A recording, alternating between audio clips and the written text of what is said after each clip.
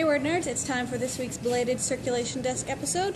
Last week I was talking about author events and how they can be good for networking, and this week I am actually at one.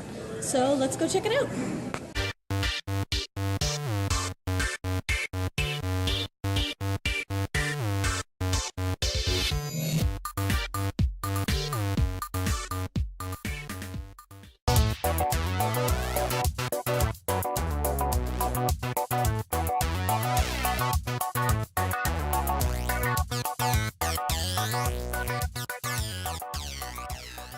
And now I'm home. I didn't end up having any more time to actually sit down and discuss what was going on at the con while I was there, but needless to say, it was a busy weekend. But I did think it was kind of perfect timing because I did end my last Circulation Desk video talking a little bit about the benefits of writers' events and conventions for authors, and then I ended up at one. So I just want to quickly go over some of the stuff you can get up to while you're there, and then hopefully next time I'm at an author event I have a little more time to show you around.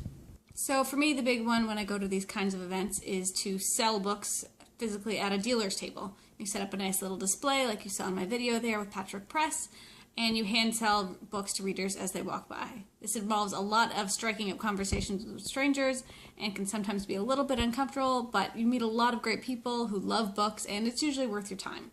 These events also have a lot of panels going on for the most part.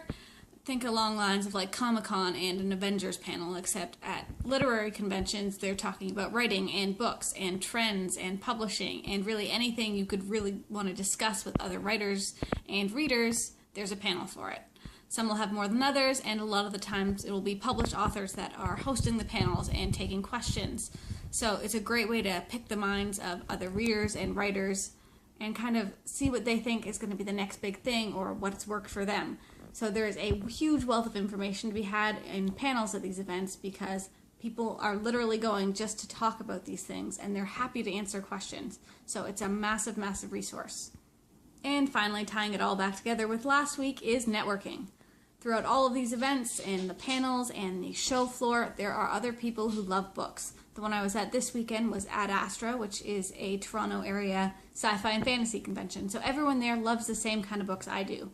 Not all love YA, but they all love books, and they all want to talk about books, and they're all happy to hear about your book, as long as you don't push it too hard and you're open to hearing about their book as well. So take some time to get to know people, because these could be connections that will last you for the rest of your career. And that's all for today. Hopefully I'll get to go to another book event in the near future, and I can show you guys around that too, and give you an even closer insider look about how it works and what's going on at these types of events. For now, happy reading, happy writing, and I will see you all next week.